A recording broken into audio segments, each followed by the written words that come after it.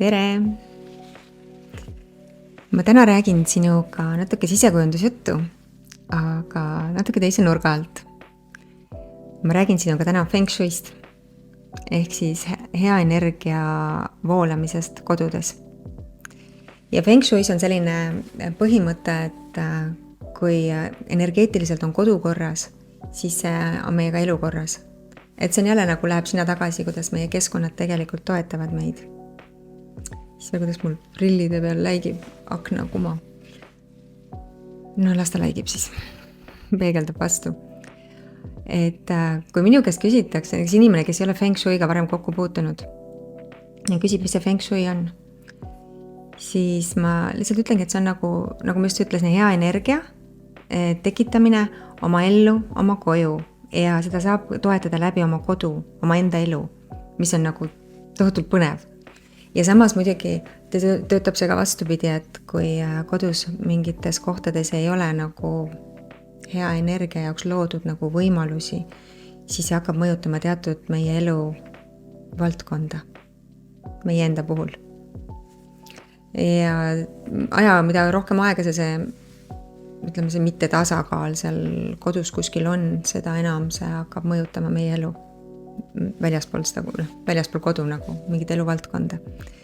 Ja mina näen energia voolamist sellise nagu, see voolab samamoodi nagu näiteks jõgi sängis. Energia läheb sinna, kus tal on lihtne minna.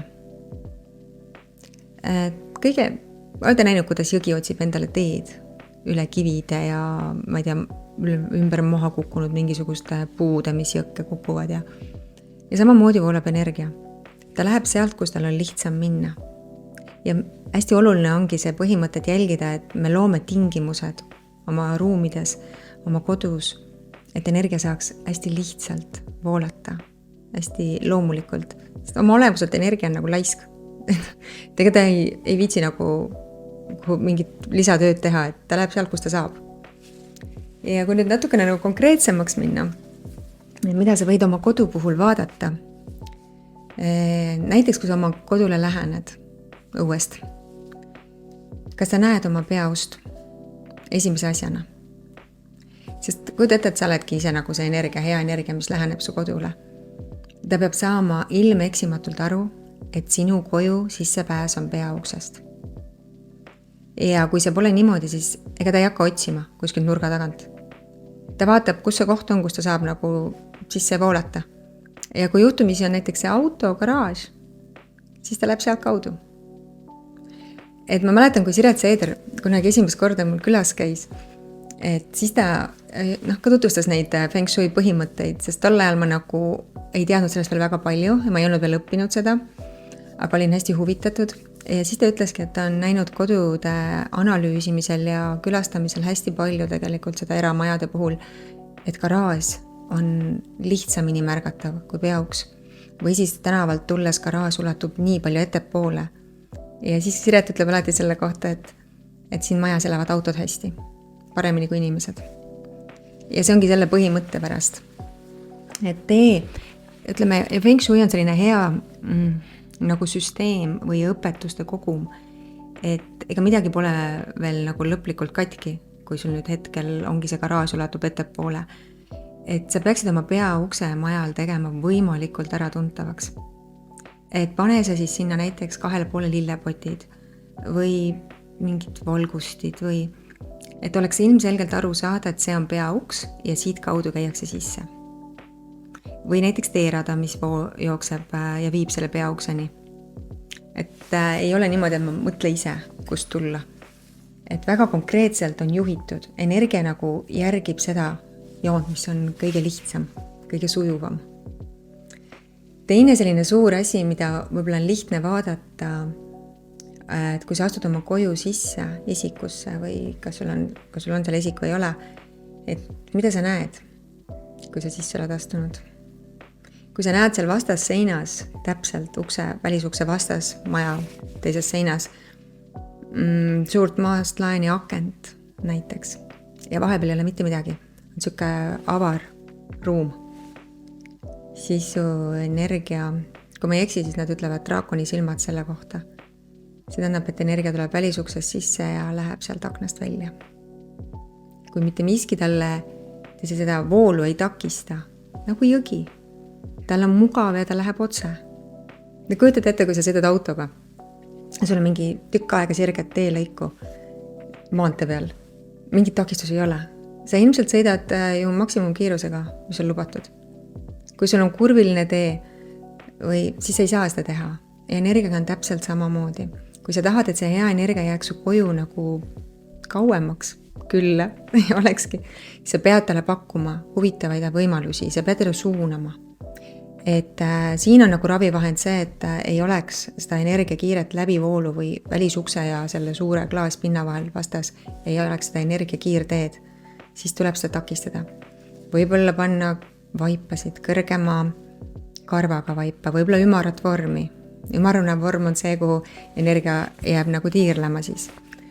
Kardinad akende ees takistavad seda kiiret läbivoolu. Kindlasti muidugi, kui seal on mingid mööbliesemeid veel tee peal või midagi ees.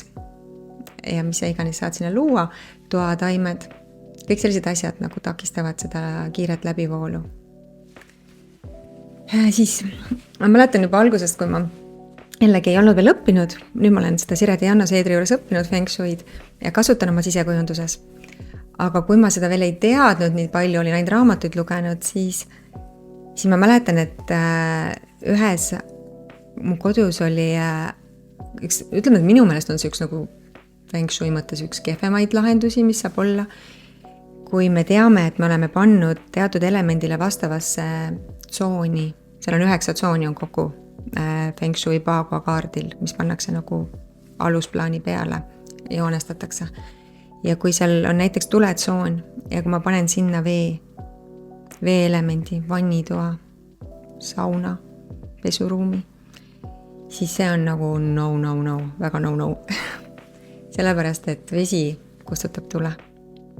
Ja kui see tuli peaks toetama näiteks tuletsoonis mainet, see, kuidas meil läheb väljaspool kodu, kuidas meil läheb näiteks äris ja kui mul on kodus vesi selles tsoonis, siis mida aasta edasi, seda rohkem see hakkab mõjutama mind just nagu äri mõttes.